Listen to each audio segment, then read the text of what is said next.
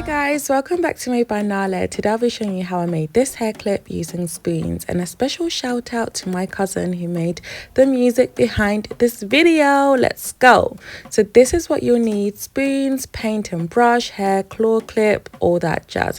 So you want to grab your spoon, let's start strong, and a lighter, be safe kids, and then you want to light your candle and then take a spoon and gently, literally guys, keep it very much away from the flame and just wait for the spoon to melt.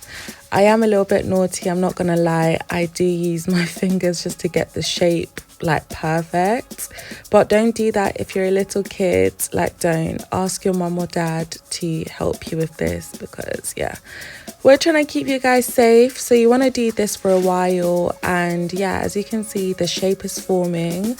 You can also use this same method to make a flower claw clip. I kept it like longer on the fire because I wanted it more like autumn, spiky, all that jazz, but you get the vibes.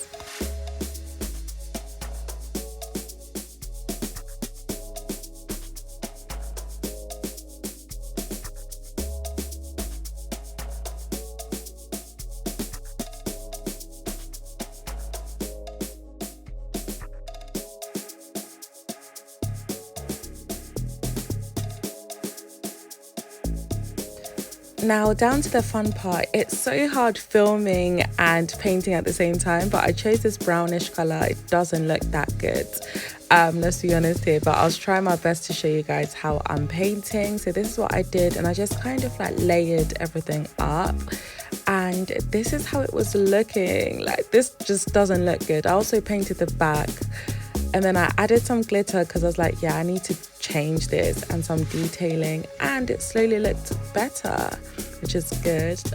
This is me doing my TikTok transitions. And then this is the slow part because I didn't get a detailed tutorial, but you want to add some glue and then stick all the petals onto the clip. Very easy.